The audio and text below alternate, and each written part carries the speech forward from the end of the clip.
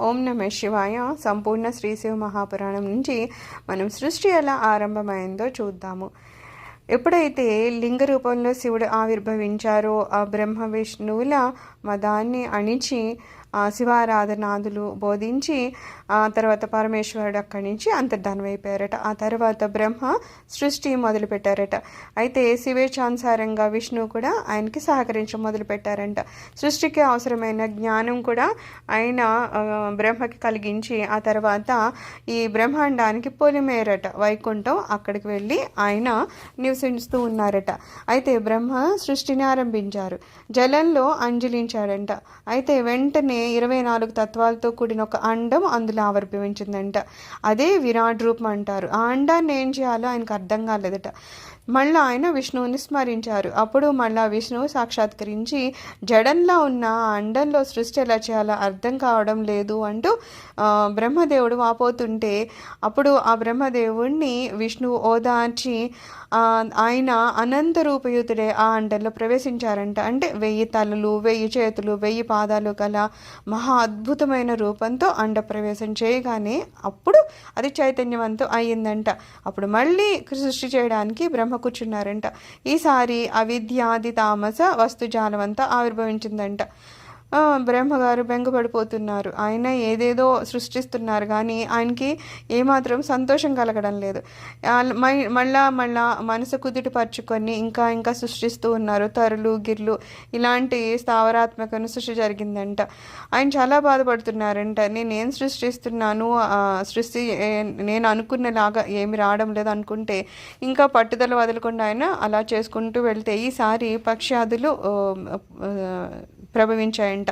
ఆ తర్వాత ఏమో ఊర్ణ స్రోతస్కులైన సాత్విక దేవతలు, ఆఖరిగా గారాజులు, అర్వాకు స్రోతస్కులు అయిన మానవులు ఆవిర్భవించారంట.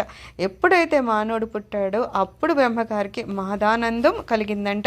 ఈ విధంగా పంచవిధ సృష్టి ఏర్పడింది అంటున్నారు. సర్గం అంటే సృష్టి మహతత్వం.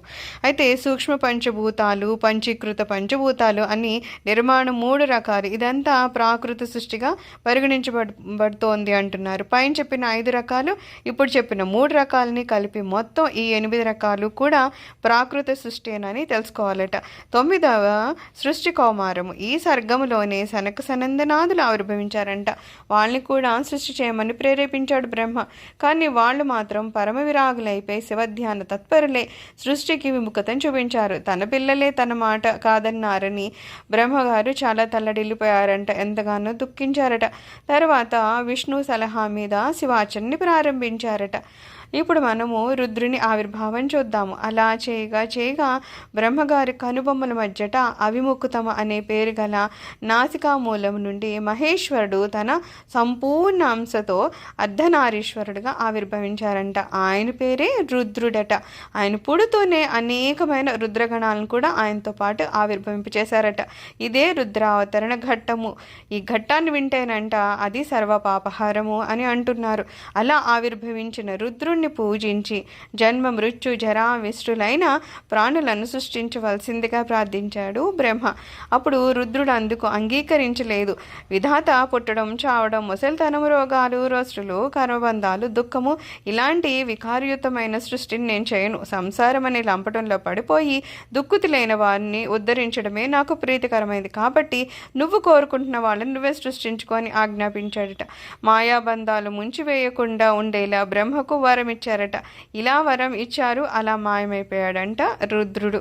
ఆ తర్వాత మనం సృష్టి ప్రకారం చూద్దాం. మళ్ళీ మొదలైందంట బ్రహ్మ సృష్టి. శబ్ద, స్పర్శ, రూప, రసగంధాలనే సూక్ష్మ పంచకాన్ని మేళవించి ఆకాశము, వాయువు, అగ్ని, నీళ్లు, నేల అనే స్థూలాలను ఆయన ఏర్పరిచారట. స్థావర జంగమాదులను కూడా పుట్టించారట. నిమిషాలను మొదలు యుగాల వరకు కూడా కాల విభజానుసారంగా చేతనైనట్టు ఆయన సృష్టి చేశారంట. ఆయన బ్రహ్మగారికి తృప్తి కలగలేదంట.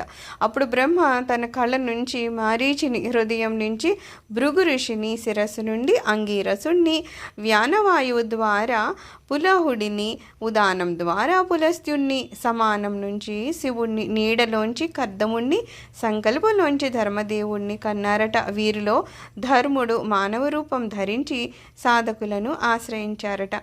తర్వాతది నెక్స్ట్ వీడియోలో చూద్దాము. సర్వం శ్రీ శివచరణారవిందార్పణమస్తు.